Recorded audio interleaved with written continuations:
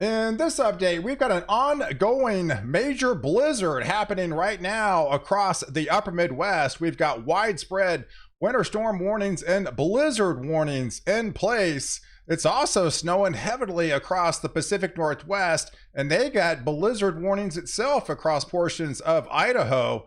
But looking across the center part of the country, those are wind chill warnings and advisories in place where they've got dangerously cold temperatures going to be plunging out of Canada all the way into the lower 48. And yes, that does include even parts of Texas now under those wind chilled advisories. But look off to the west here. That's just eastern Oklahoma, newly warned winter storm watches. And then across portions of Memphis, Tennessee, they're also expecting winter conditions with snow going to be flying by the time we head into your Sunday, Monday timeframe.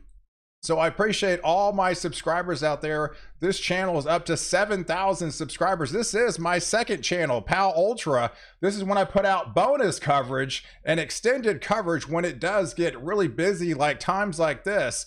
So if you hadn't subscribed already, please do so and follow all my breakdowns. So let's take a look at this setup going forward, because we've got some dangerously cold wind chills. These are current wind chills happening right now. The heart of that Arctic vortex that we've been talking about is right up there into Alberta, right here in Edmonton, Canada. Right now, it's currently 48 below zero, and the wind chill's even colder than that. That colder air is plunging southbound with those negative 30 wind chills right now. That's why they've got those wind chill warnings in place. That's frostbite material in like less than 10 minutes, folks. This is dangerous to be outside. And that cold, it just will be extending throughout the nighttime and then plunging all the way down into the deep south, where it's got the ongoing blizzard happening right now across the upper Midwest. Look where we've been the last 2 weeks. This is snowfall literally since just the days after Christmas. You know, December was really warm across the lower 48.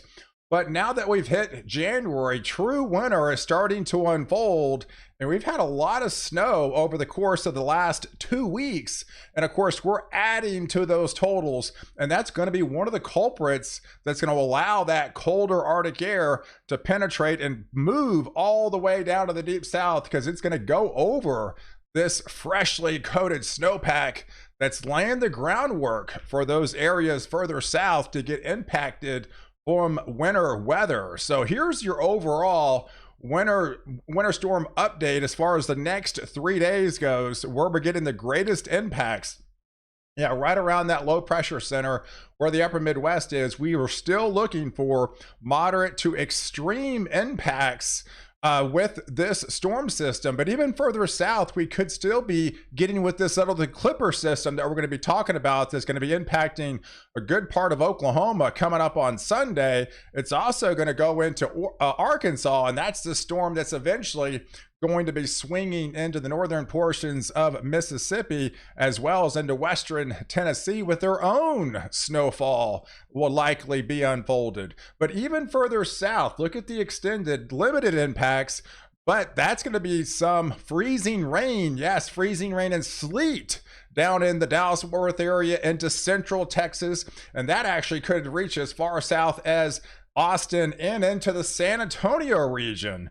So let's talk about this blizzard, because this is the main event right now, and it's still going to be ramping up. The blizzard conditions will increase in coverage through the afternoon and the evening hour in Iowa. Iowa got hit hard just with the last snowstorm.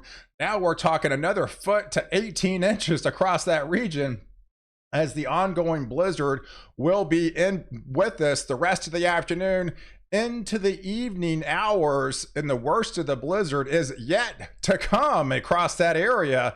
Let's zoom in into those areas across portions of Illinois, up here into Indiana, but especially into Michigan and down here towards Wisconsin. That's where the heart of the heavy snow will unfold into the later on this afternoon, into the overnight hours. We could still get another 6 to 10 inches in some of these spots of heavy snow, because this doesn't actually wind down until a good part of tomorrow, but we're still dealing with the heavier rains further south. The good thing is, further south, the severe threat hasn't looked as intense as it looked a couple of days ago. It has just subsided a lot, but we still could be seeing some severe storms, especially along the Florida Panhandle and the southern corridor of Georgia. This area right here could get pretty bumpy over the next couple of hours with some severe storms moving through. Otherwise, we are expecting some very heavy rain will train up the East Coast, and this is the last thing they need, but this is what they're going to be getting with more heavy rain to come, especially the further you live along the East Coast, the heavier rain will be, and especially as you head into Connecticut and into Rhode Island later on tonight. They're looking for probably 2 to 3, if not almost 4 inches of rain in some of these spots. But further to the north, you can see even at midnight, we still got the heavy snow continuing to fly. I got a report earlier in northern Illinois, they already picked up 10 inches, and that was a couple of hours ago, and it's still snowing, and at midnight it's still going to be snowing. So it's got more snow, at least another 4 to 6 inches easily could fall across this region before it's all said and done. But Michigan's still on tap to even get more than that. A little bit lighter amounts as you head into Indiana, and even lighter amounts as you head into Ohio. But you're still going to get some, just definitely not as intense as what they're going to be getting in Illinois and Michigan. But yes, you still could pick up at least a couple of inches of snow across Ohio before it's all said and done. And tomorrow morning, you're going to be waking up and it's just going to be pouring out here into the Connecticut region, into Rhode Island, back into Massachusetts, with that heavy rain continuing to unfold for you guys as the snowstorm will start to wind down.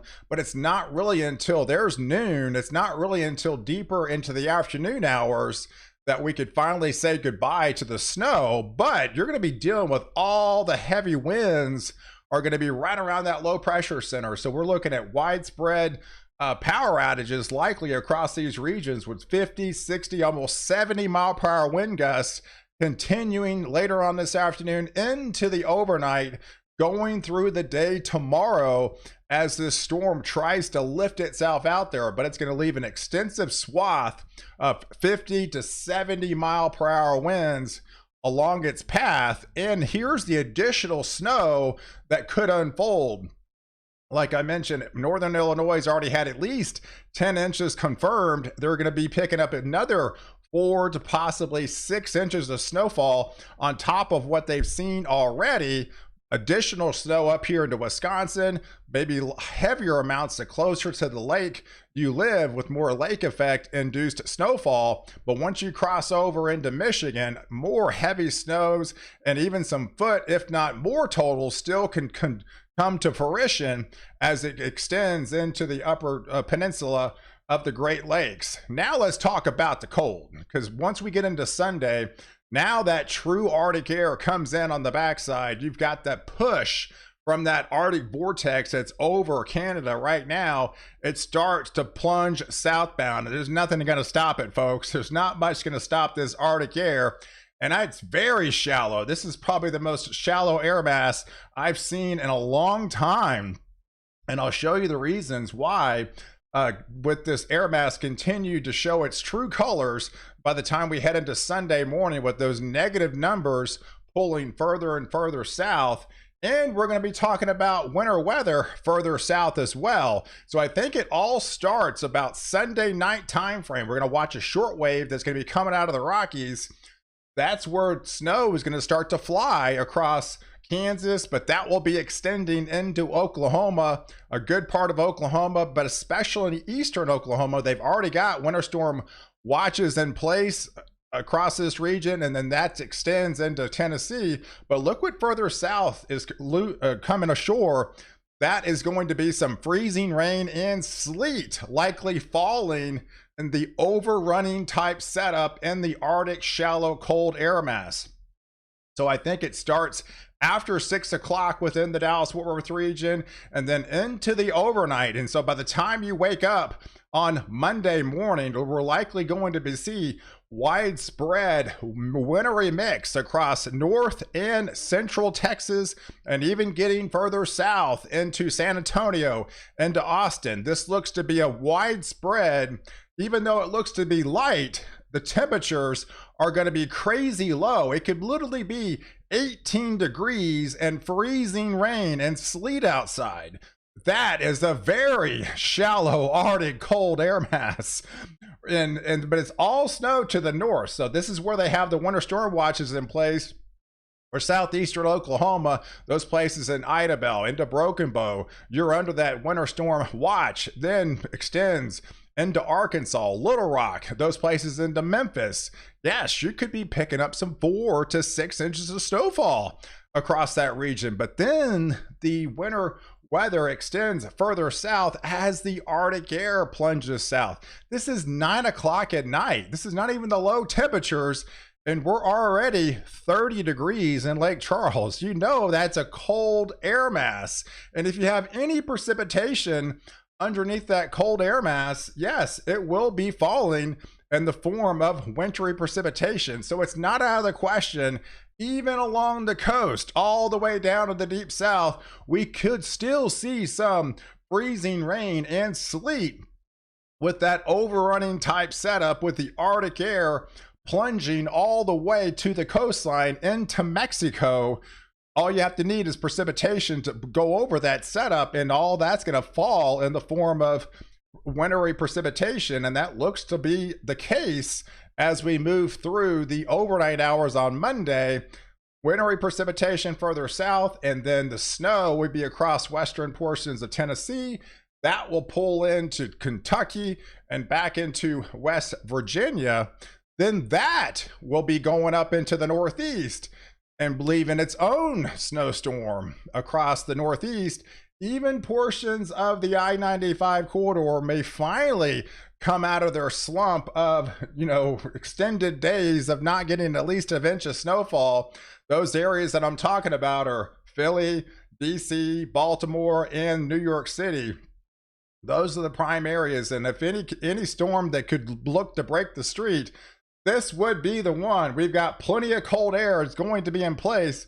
All we need is this low pressure hanging off the coast where it is, and you're going to get a snowstorm across the Northeast. And even those areas across the coast would be impacted from this system. Now, going beyond that, look what happens. We look to have a fairly quick warm up. We stay below freeze in a lot of these areas. I think Oklahoma stays below freeze for about 5 days straight. The Dallas-Fort Worth area likely 3 to 4 days straight. And we do have a warm up, say Wednesday into Thursday time frame, quick warm up. But look what's lurking to the north, right? This is where the core of the Arctic vortex is, highlighted over Alberta into Canada here. And looks to be we're going to have another surge of Arctic air as we head into next Friday, into next weekend time frame, as another impulse of that Arctic air plunges southbound. So you go back, not as intense as this first one that is about to pull through, but it's still going to be plenty cold across a good part of the central and eastern 2/3 of the US. And that could line up again with above average precipitation across Oklahoma and New Mexico and Texas and Louisiana again. So even next weekend, things could get interesting for the deep south. So guys, I appreciate you guys watching. Do like this video. Definitely hit the subscribe button and catch the next update. Why I protect you before and after the storm.